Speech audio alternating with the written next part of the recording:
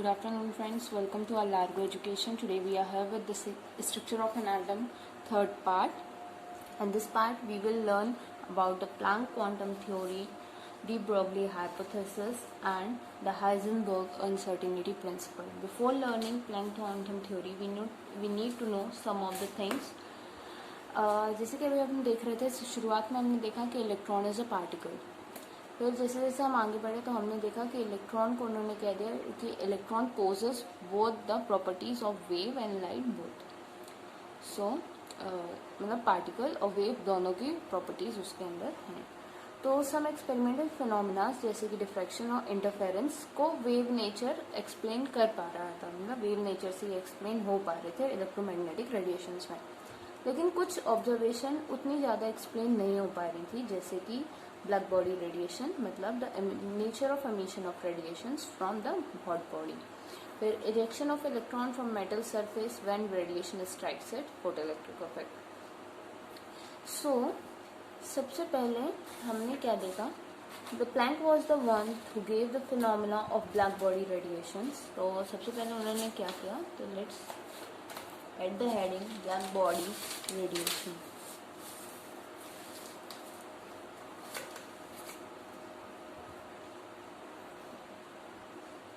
Black body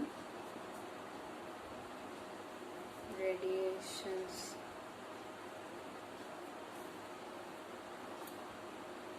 The ideal body which emits or absorbs radiation of all frequency is called black body. एक ideal body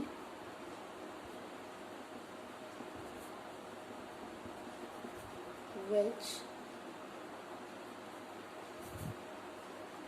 absorbs or emits radiations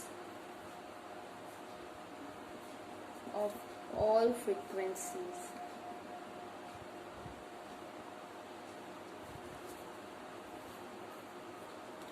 is called black body.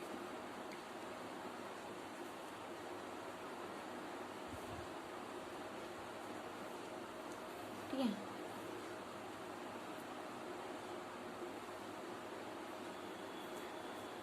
फिर next, and the radiation emitted by such a body and the radiations emitted by such a body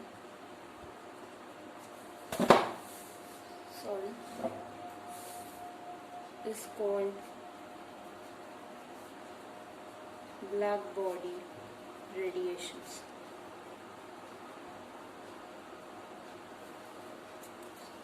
So यहाँ पे हम देख रहे हैं ऐसी body जो कि सारे रेडिएशंस को अमिट या एब्जॉर्ब कर पाए हर फ्रिक्वेंसी को, उसे हम ब्लैक बॉडी कहते हैं. और जो रेडिएशंस निकल रही हैं उस बॉडी से, उसे हम ब्लैक बॉडी रेडिएशंस कहते हैं. सो एक हम एग्जांपल ले लेते हैं कि when solids are heated they emit radiation over a wide range of wavelength. जब हम एक सॉलिड को हीट करते हैं तब वो बहुत सारी वेवलेंथ उससे निकलती हैं. So let's take the example of iron rod. मान लीजिए ये एक आयरन रोड है, iron rod. When we will heat it in the furnace, धीरे धीरे ये इसका कलर क्या होगा, रेड होगा, dull red, then blood red हो जाएगा, मतलब बहुत ही ज़्यादा रेड हो जाएगा. And at the last after some time it will turn to the blue. With increase in temperature, the color of the rod also changes from dull red to blood red and from blood red to blue. So, जब ये red colour का होता है तब इससे जो wavelengths निकलती हैं वो वाइट होती हैं, और जब ये ब्लू कलर का हो जाता है तब इससे ब्लू वेवलेंथ्स निकलती हैं. तो इसमें हम क्या देख रहे हैं कि टेम्परेचर को बढ़ाने पे कलर चेंज हो रहा है.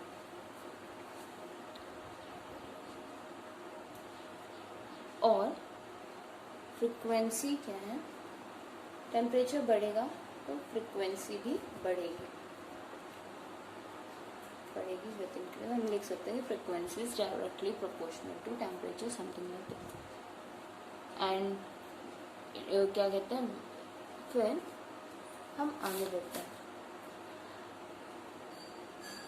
In terms of frequency, it means that the frequency of emitted radiation grows from lower frequency to the higher frequency as the temperature increases. मतलब जैसे जैसे टेम्परेचर बढ़ेगा वैसे वैसे फ्रिक्वेंसी भी लोअर से हायर रीजन पे चली जाएगी। The red color lies in the frequency lower frequency region, while the blue color belongs to the higher frequency region. The exact frequency distribution of emitted radiation from the black body depend only on its temperature. मतलब कि एक black body से कितनी radiations जो निकलेंगी उनकी जो intensity होगी या उनकी जो फ्रिक्वेंसी होगी वो सिर्फ और सिर्फ टेम्परेचर पे डिपेंड करेगी। अब at a given temperature intensity of radiation emit increases with increase of wavelength. अब एक टेम्परेचर पे इंटेंसिटी जो होगी रेडिएशन के एमिट होने की वो बढ़ेगी with the increase of wavelength के साथ, और एक ऐसी मैक्सिमम वैल्यू पे पहुंच जाएगी जहां से वेवलेंथ डिक्रीज होना शुरू हो जाएगी। बट ये एक्सपेरिमेंट में हमें ये बहुत अच्छे से नहीं समझा पा रहा है वेव थ्योरी ऑफ लाइट को। So Planck was the first person who said that atom and molecules could emit energy only in discrete quantity, not in continuous manners. Planck ने क्या कह दिया कि जो एटम्स या मॉलिक्यूल्स हैं वो एनर्जी को एमिट तो करेंगे बट थोड़ा थोड़ा करके करेंगे, या थोड़ी अभी कर दिया थोड़ी देर बाद कर दिया, ऐसे करके करेंगे। वो एक कंटिन्यूस मैनर्स में एनर्जी एमिट नहीं करेंगे।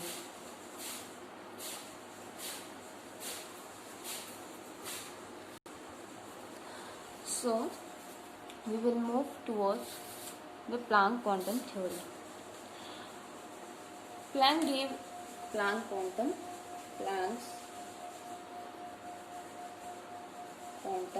theory.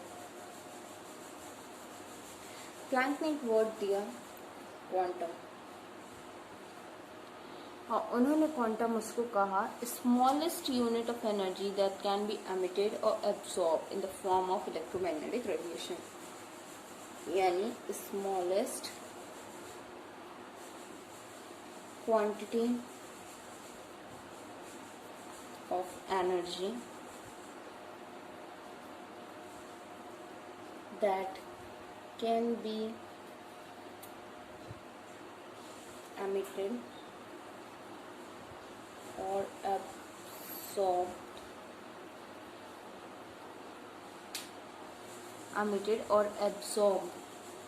in the form of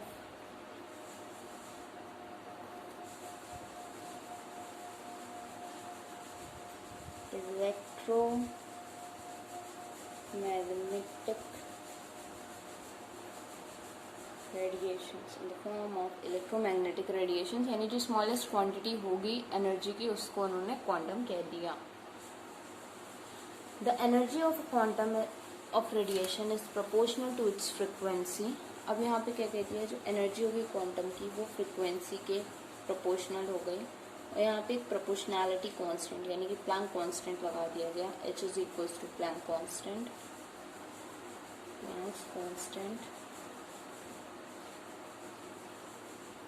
जिसकी वैल्यू थी H is equals to 6.626 into 10⁻⁻34 joule plus into 10⁻⁻34 joule पर second.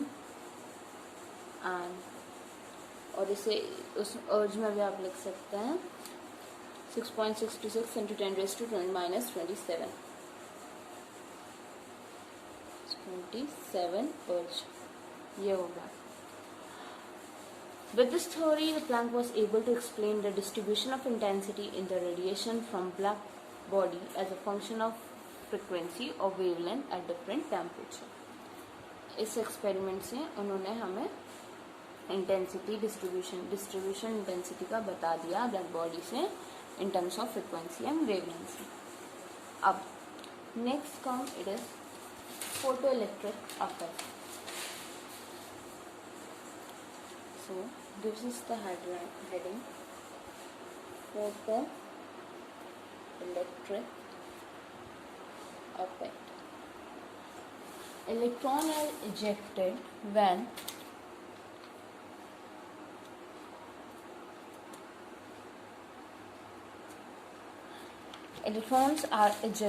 certain metals were exposed to a beam of light, and this phenomena is called photoelectric effect. यानी कि पहले हम definition लिख लेते हैं. Electrons are ejected when certain metals were exposed to the beam of light, and this phenomenon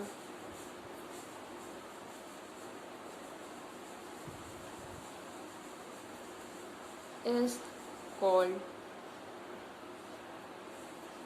photoelectric effect.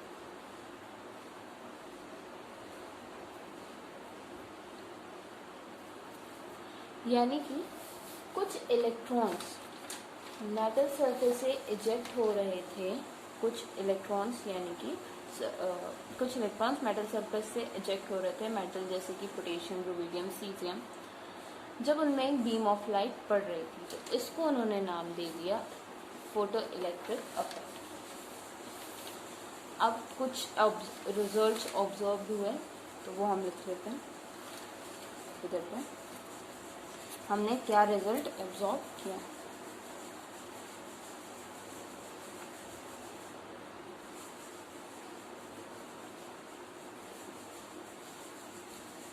तो सबसे पहले the electron are ejected from the metal surface as soon as the beam of light strikes the surface.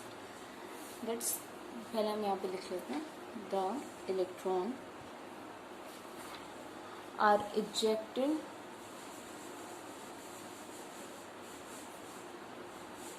from the surface, from the metal surface as soon as the beam of light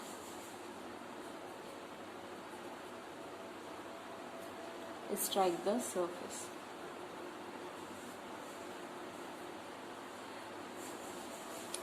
मान लीजिए ये metal surface है, यहाँ से एक beam of light आई, जैसे ही strike करेगी वैसे वैसे इलेक्ट्रॉन यहाँ से इजेक्ट हो जाएंगे. तो मतलब there is no time lag between the striking of beam light and the ejection of electron from the metal surface. The number of electron ejected is proportional to the intensity of brightness of light. Second point, number of electron ejected is directly proportional to the intensity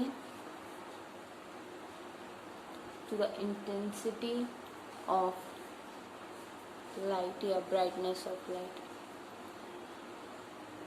यानी कि जितनी intensity होगी उतना ही electron निकलेंगे. For each matter. Next point,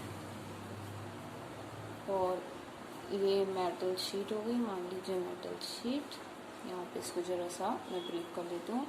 electron ejected, beam of light. ठीक है. For each metal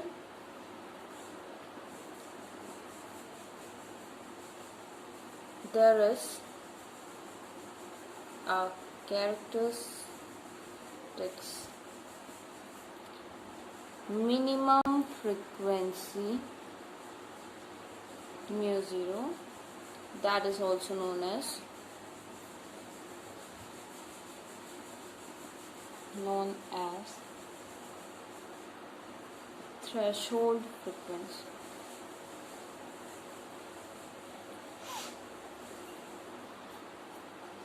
Below which photoelectric effect is not absorbed. Below which photoelectric effect is not observed. यानी कि हर मेटल के लिए, मतलब हर अलग अलग मेटल के लिए एक अलग अलग फ्रिक्वेंसी होगी जिसके नीचे फोटो इलेक्ट्रिक इफेक्ट नहीं होगा. मतलब जब तक उस मेटल की फ्रिक्वेंसी इतनी हाई नहीं हो जाती कि इलेक्ट्रॉन इजेक्ट हो पाए, तो एक मिनिमम फ्रिक्वेंसी वी, जिसे हम V0 कह रहे हैं, उसे यहाँ पे एक वैल्यू नाम दे दिया गया, threshold frequency.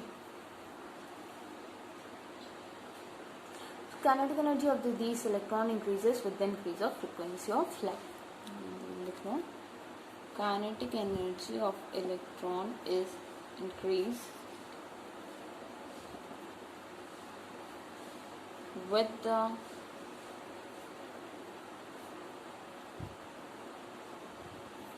increase of frequency.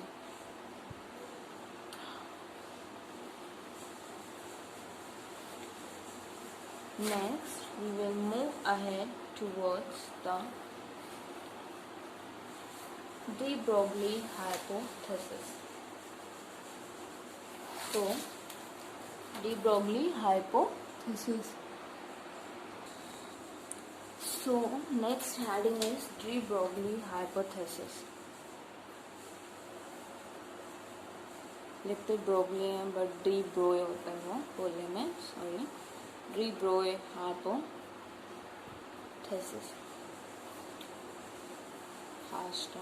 D Broglie hypothesis. इसमें क्या कहा कि अभी तक ये था कि चलो लाइट को हम वेव की प्रॉपर्टीज भी बता रहे थे कि light has dual nature, wave nature भी और पार्टिकल नेचर भी. और हमें ये पता चल गया था ऊपर से कि मतलब यहाँ से कि E is equals to H nu. तब यहाँ से हम अपनी वैल्यू निकाल सकते हैं, बिकॉज वी नो कि यहाँ पे लिख लो साइड पे, we know that F is equals to mu upon lambda, V is equals to so V is equals to F lambda. तो हम म्यू की जगह पे ये वाली को रख सकते हैं. तो यहाँ पे हमें मास तो पता है, मास ऑफ इलेक्ट्रॉन 9.1 into 10⁻⁻31 और स्पीड पता 2.18 into 10⁶ मीटर पर सेकेंड. यहाँ पे लैम्डा होता है H/P. ये है डी ब्रोए हाइपोथेसिस. P यहाँ पे क्या होता है, P is equals to momentum. तो P की जगह हम रख सकते हैं lambda is equals to H/mv. These all moving particles have dual nature. तो डुअल नेचर में मतलब पार्टिकल प्रॉपर्टी होगी और वेव प्रॉपर्टी होगी. Every microscopic moving particle is a wave whose wavelength is given by 10. Microscopic particle की wavelength भी इससे दी जाएगी. And this is the de Broglie hypothesis. उन्होंने वेवलेंथ हमें निकाल के दे दी मूविंग पार्टिकल की. Next we will move towards the Heisenberg uncertainty principle. Heisenberg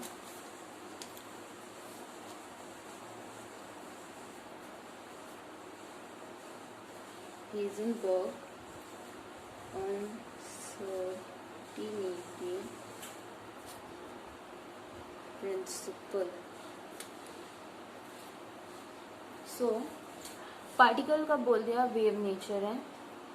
अब साइमल्टेनियसली वो एक्सेलरेटेड भी है.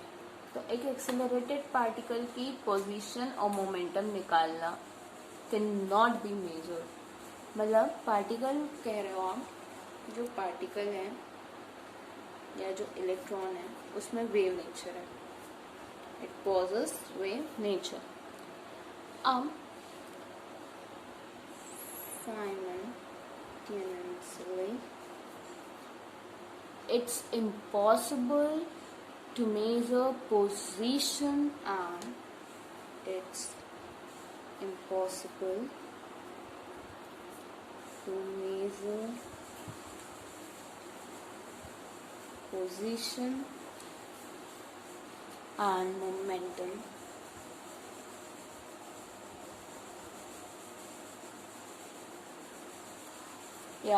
simultaneously the position and momentum of an accelerated particle cannot be measured. इसे लिख सकते हैं, cannot be measured. So del P dot del X greater than equals to H upon 4 pi. ये उन्होंने